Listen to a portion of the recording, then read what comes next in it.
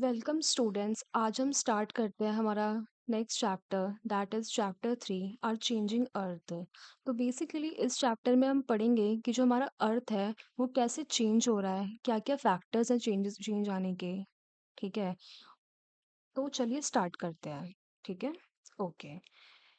So, the lithosphere is broken into number of plates known as lithospheric plates.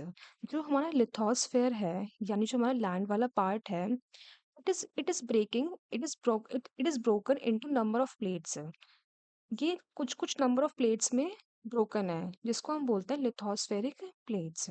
ठीक है, you will be surprise to know that these plates are moving.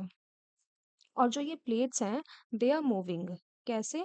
Just a few millimetre each year. ऐसा नहीं कि बहुत ज्यादा move कर लेती है, नहीं, ये जस्ट मूव करती है कुछ मिलीमीटर्स हर साल में।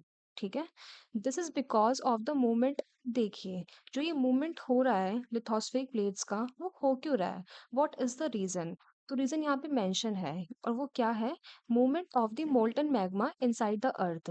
जो हमारा अर्थ का इनसाइड है, जो कि मैंने चैप्टर 2 में आपको पढ़ाया था, उसमें क्या होता है? उसमें मॉल्टन मैग्मा होता है। तो उसके अंदर क्या बोलते हैं, मूवमेंट होता है, एंड दैट इज वाई जो हमारी लिथोस्फेरिक प्लेट्स हैं वो मूव करती है।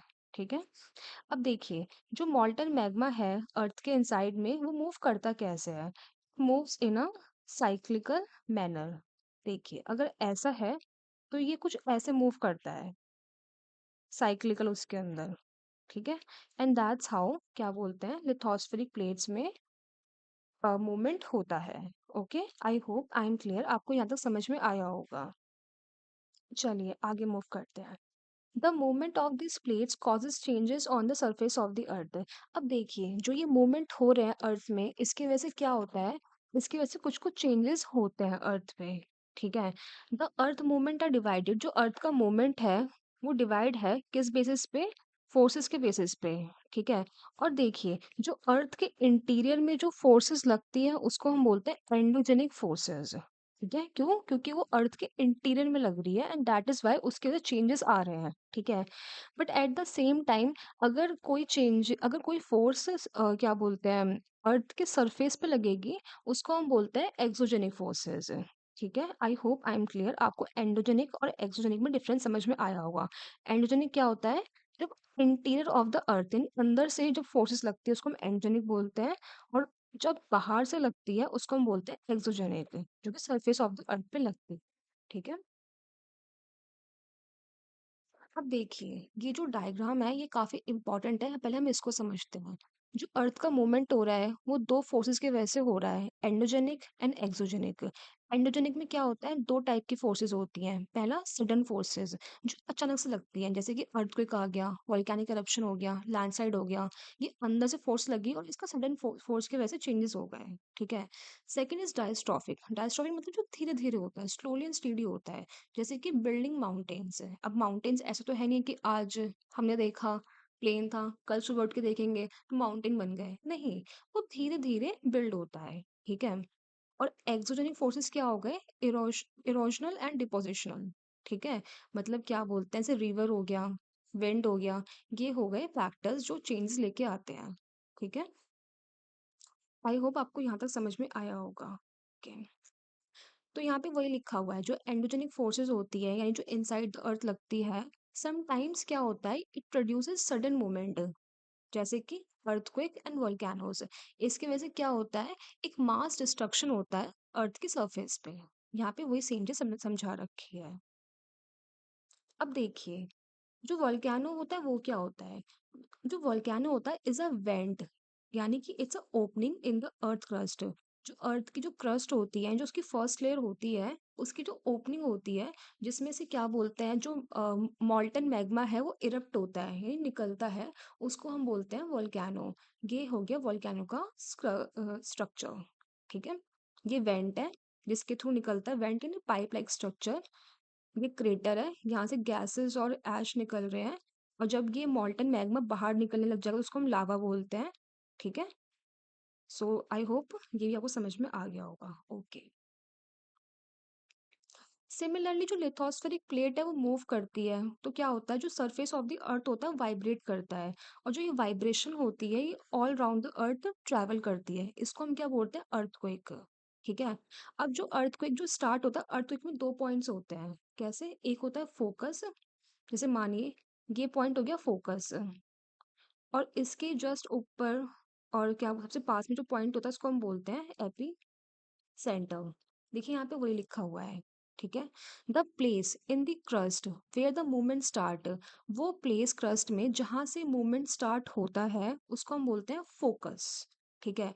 और वो place on the surface above the focus, just above the focus, उसको हम बोलते हैं एपिसेंटर। यानी फोकस से मूवमेंट स्टार्ट हुआ और नियरेस्ट जो उसकी सरफेस उसके सबसे ऊंचे जो उसके उसे बोलते हैं एपिसेंटर। ठीक है। अब देखिए अर्थक्वेक में क्या होता है, वाइब्रेशन होती है, और जो वाइब्रेशन होती है ट्रैवल करती है पूरे, क्या बोलते हैं, travel outwards from the epicentre as waves. ये जो ऐसे होगा यहाँ से, जो वाइब्रेशन है वो ट्रैवल करती है across outwards from the epicentre as a wave. ठीक है। और जो अर्थक्वेक की जो स्ट्रेंथ है जैसे जैसे सेंटर से दूर जाएगी वो कम होती चली जाएगी। ठीक है। सबसे ज्यादा अर्थक्वेक कहाँ पे फील होएगा, इस एरिया में। उससे कम कहाँ फील होगा, यहाँ पे, क्योंकि जो ये पॉइंट है एपिसेंटर से दूर हो गया है, तो यहाँ पे कम फील होएगा। इसके आगे जाएंगे तो शायद फील भी ना हो। सबसे ज्यादा कहाँ पे फील होने वाला है, इस एरिया में। ठीक है। आई होप आपको अर्थक्वेक का भी समझ में आ गया होगा। ठीक है। ऑल्दो जो अर्थक्वेक है इसको हम प्रिडिक्ट नहीं कर सकते हैं, बट लेकिन हाँ इसको मिनिमाइज कर सकते हैं। कैसे, देखिए कुछ कुछ कॉमन अर्थक्वेक की प्रिडिक्शंस होती हैं, कैसे, जो लोकल लोगों ने मिलके बना रखी है, जैसे कि वो स्टडी करते हैं एनिमल का बिहेवियर, जो पॉन्ड्स में फिशेस होती है उनका बिहेवियर। ये बिलीव कि जब अर्थक्वेक आने वाला होता है जो स्नेक होते हैं वो बाहर निकल के आ जाते हैं। ठीक है। तो ये कुछ कुछ बिहेवियर्स है एनिमल्स है जिससे कि क्या बोलते हैं, हम अर्थक्वेक का प्रिडिक्शन कर सकते हैं। ओके। चलिए अब हम पढ़ेंगे मेजर लैंडफॉर्म्स के बारे में। ठीक है। अब देखिए जो लैंडस्केप है हमारी अर्थ का, it's been continuously worn away by the two processes. जो लैंडस्केप होता है अर्थ का वो गिरता बिगड़ता है, उसकी दो फोर्सेस कौन कौन सी होती है, एक होती है वेदरिंग, एक होती है इरोजन। वेदरिंग क्या होती है, वेदरिंग मतलब जो कोई रॉक है अर्थ के सरफेस पे उसका टूटना, breaking up of the rock on the earth surface. ठीक है। जब वो ऑन साइड उस साइड टूट जाए वो रॉक, उसको हम बोलते हैं वेदरिंग। ठीक है। इरोजन क्या होता है, erosion is a wearing away of the landscape by different agents. अब डिफरेंट एजेंट्स कौन कौन से हैं, जब पानी, विंड, आइस, जब इनकी फोर्स लगती है और वो कोई पर्टिकुलर पार्टिकल मूव करता है, इरोड करता है और कहीं ट्रैवल करता है, सो हम बोलते हैं इरोजन। ठीक है। और जो इरोडेड मटेरियल होता है it's carried away in transported by, अब ये सेम पानी, विंड, ये इसको कैरी करेगा और इवेंचुअली एक टाइम के बाद उसको डिपॉजिट कर देगा वो। ठीक है। तो जो ये प्रोसेस है इरोजन का और डिपोजिशन का, इससे क्या होता है, डिफरेंट डिफरेंट टाइम के लैंडफॉर्म्स फॉर्म होते हैं अर्थ की सरफेस पे। ठीक है। अब हम पढ़ेंगे एजेंट्स के बारे में। एजेंट्स कौन कौन से होते हैं, जैसे रिवर हो गया पहला एजेंट। ठीक है। अब देखिए इसको ऐसे स्टोरी समझना। ठीक है। अब रनिंग वाटर है, अब जो रिवर है वो बहकर आ रही है। ठीक है। तो वो क्या करती है, वो इरोड करते हुए आती है। देखिए यहाँ रिवर आ रही है, नीचे क्या है, हार्ड सरफेस है, यहाँ पे स्टीप है, तो ऐसे पानी गिरेगा। ठीक है। इसको हम क्या बोलते हैं, waterfall. When the river tumbles at steep angle over very hard rock or a down a steep valley side forms, it forms a waterfall. यहाँ से पानी आया, यहाँ पे स्टीप सरफेस हुई, यहाँ पे हार्ड रॉक थी, यहाँ पानी गिरा, ऐसे बहा, तो इसको हम बोलते हैं वाटरफॉल। ठीक है। और जैसे ही क्या होता है, जो रिवर होता है वो प्लेन में एंटर करता है तो वो ट्विस्ट एंड टर्न फॉर्म करता है, इसको हम बोलते हैं मियंडर्स। देखिए इस इमेज में बिल्कुल क्लियर है, ये बिल्कुल प्लेन एरिया है और रिवर ऐसे ऐसे करके मूव कर रही है। इस फॉर्म को क्या बोलते हैं, इसको हम बोलते हैं मियंडर्स। ठीक है। जो रिवर होता है कॉन्टिन्यूअस इरोजन करती है और डिपोजिशन करती है, कहाँ पे, मेंडर्स की साइड पे। ठीक है। तो कभी कभी क्या होता है, जो एंड होते हैं मेंडर्स के, कम क्लोजर एंड क्लोजर। ठीक है। In due course of time the meander loop cut off. अब देखिए अब ये मेंडर्स आ रहा है ऐसे ऐसे करके। ठीक है। यहाँ पे इरोजन इरोजन भी हो रहा है और डिपोजिशन भी हो रहा है, तो क्या हुआ, ये हल्का सा ऐसे करके कट गया ये पार्ट। क्यों, क्योंकि यहाँ पे ये डिपॉजिट हो गए सेगमेंट से, ठीक है। इसको हम क्या बोलते हैं, इसको हम बोलते हैं ऑक्सबो लेक। देखिए यहाँ पे सेम चीज लिखी हुई है। And at the same time जो रिवर जब कभी कभी ओवरफ्लो करती है बैंक में, ठीक है, फ्लडिंग की वजह से, तो क्या होता है, उस एरिया को हम बोलते हैं flood plain. This leads to a formation of the flat fertile flood plain. कभी कभी क्या होता है, जैसे मान लो क्या होता है, फ्लड आया, ठीक है, पानी का लेवल बहुत बढ़ गया, ठीक है, बट बाद में वो कम हो गया, इसको पूरे को बोलेंगे हम फ्लड प्लेन, ठीक है। इतना शायद से आपको क्लियर हो गया होगा कि वाटरफॉल क्या होता है। मेंडर्स इस शेप को बोलते हैं जब वो फ्लैट सरफेस पे ट्रैवल करती है, और इरोजन और डिपोजन की वजह से कुछ पोर्शन से कट जाता है उसका और लेक बन जाता है, इसको हम बोलते हैं ऑक्सबो लेक, ठीक है। और जब फ्लड आता है तो क्या बोलते हैं, पानी का लेवल बढ़ जाता है, बट ऐसे करके ये पूरा फ्लड प्लेन हो जाता है ऐसे करके, है ना। ओके, तो इतना I hope I am clear, मतलब इतना को समझ में आ गया होगा, ठीक है।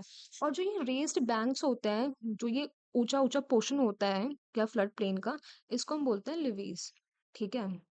चलिए, so as the river approaches the sea, अब जैसे जैसे रिवर सी को अप्रोच करती है तो क्या होता है, जो स्पीड होती है रिवर की वो वैसे वैसे कम होती जाती है, ठीक है।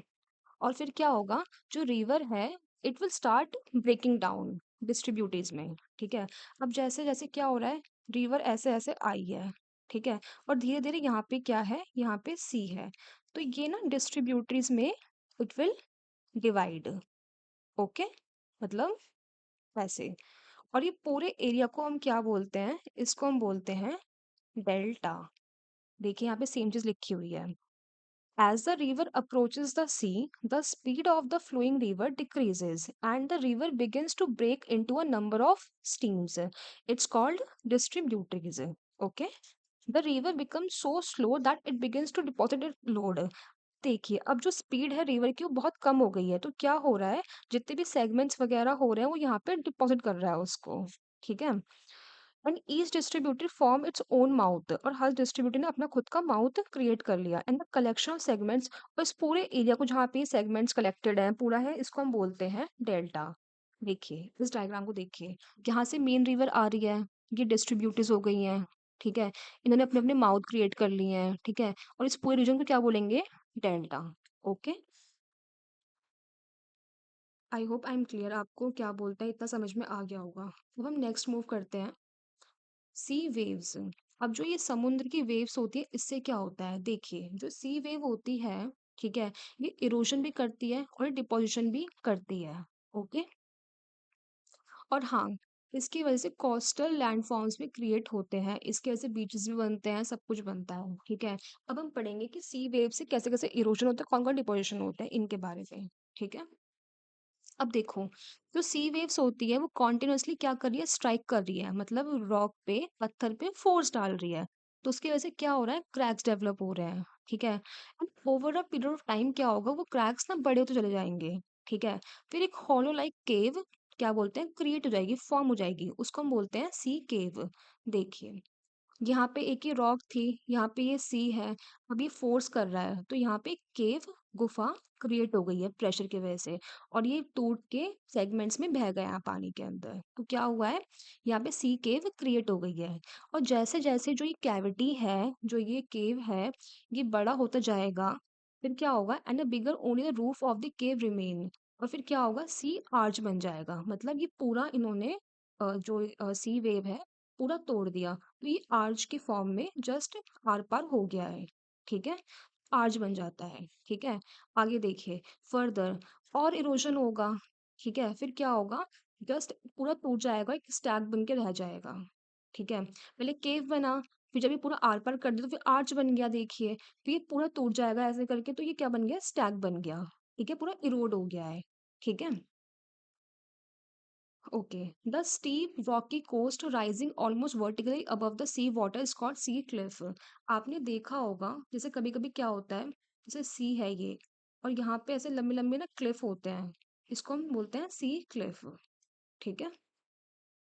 अब क्या होता है, अब इतना इन्होंने इरोड करा है, तोड़ा ताड़न करी है, यहाँ पे क्या बोलते हैं, केव बनाया, फिर आर्च बनाया, फिर स्टैग बनाया, इतना कुछ कर रहा है। अब जो ये जो ये सेडिमेंट से कि डिपॉजिट भी होंगे ये जाकर, तो वो किसके थ्रू होंगे? ऑब्वियसली जो जिस सी ने उसको तोड़ा है वही उसको वापस लेके जाएगा, ठीक है। तो इन सेडिमेंट से क्या बनता है? इन सेडिमेंट से बनता है बीचेस।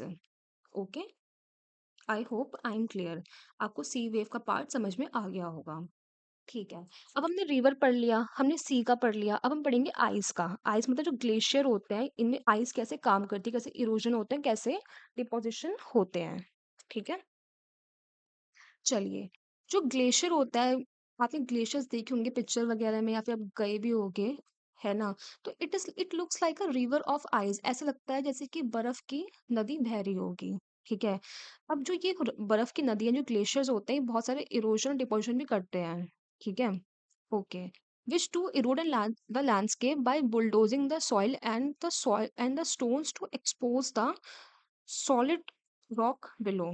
ठीक है, जो ये ग्लेशियर्स होते हैं ना, ये मूव भी करते हैं। फिर क्या होता है, जो मूव करते हैं वो ये कुछ कुछ हॉलो भी क्रिएट करते हैं। फिर जब पानी पिघलता है, वो डीप हॉल जो जब आइस मेल्ट होती है, तो वो क्या बोलते हैं, वहां पे वो पानी भर जाता है उस होल्स के अंदर। ठीक है, फिर क्या होता है, फिर ब्यूटीफुल लेक दिखती है हम लोगों को।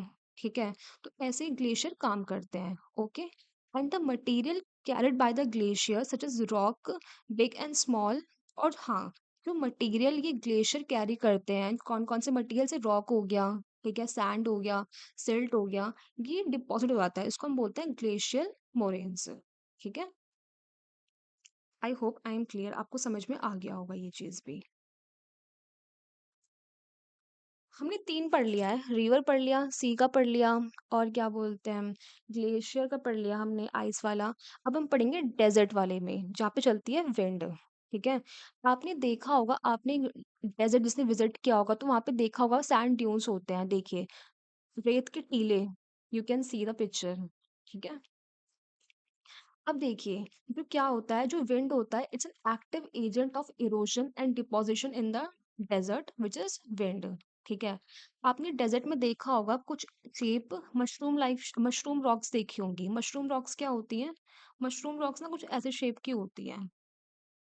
तो बेसिकली क्या होता है, विंड की वजह से यहाँ का जो ये है, ये इरोड हो गया है, तो ये ऊपर का इसलिए कि पोर्शन रह गया है। ठीक है, तो it looks like a mushroom. ठीक है, देखिए, an active agent of erosion deposition in the desert is wind। ठीक है, इन डेजर्ट आप देख सकते हैं कैसी शेप्स, मशरूम रॉक्स। ठीक है, तो यहाँ पे क्या हुआ है, जो विंड है इसने इरोड कर दिया है, मतलब क्या बोलते हैं, lower section of the rock, जो रॉक का पत्थर का लोअर सेक्शन को इरोड कर दिया है, more than the upper part. ठीक है, फिर क्या हुआ उसकी वजह से, जो क्या बोलते हैं, रॉक का जो नीचे वाला पार्ट है वो नैरो हो गया है और ऊपर वाला वाइड हो गया है। ठीक है, तो इसकी वजह से मशरूम रॉक्स क्रिएट हो गई हैं। Okay, and when the wind blows it lifts and transport sand from one place to another. अब जब विंड जो मूव करती है तो ये एक प्लेस से दूसरी प्लेस तक क्या बोलते हैं, सेडिमेंट्स को कैरी करती है। और जब कहीं ना कहीं तो ऑब्वियसली विंड कहीं ना कहीं तो रुकेगी। ठीक है, एंड व्हेन इट स्टॉप्स, जो सैंड, फिर क्या होता है, सैंड फॉल होता है। ठीक है, फिर उसकी वजह से क्या बनता है, सैंड ड्यून्स बनते हैं। ओके, जो सैंड ड्यून्स बने हैं ये डिपोजिशन है। ठीक है, and when the grains of sand are very fine and light, the wind can carry it over long distance. जब क्या बोलते हैं, जो सैंड है वो बहुत लाइट और फाइन होगी तो विंड उसको काफी दूर तक लेके जा सकती है। ठीक है, और हाँ, जब ये सैंड जब डिपॉजिट होती है एक लार्ज एरिया में तो उसको हम बोलते हैं लुइस। ठीक है, और सबसे ज्यादा लार्ज डिपॉजिट लुइस कहाँ पाए जाते हैं? चाइना में। ठीक है, I hope I am clear, और यहाँ पे होता है आपका chapter complete. I am hoping कि आपको समझ में आ गया होगा। कोई डाउट है तो आप पूछ सकते हैं कमेंट सेक्शन में, and thank you so much.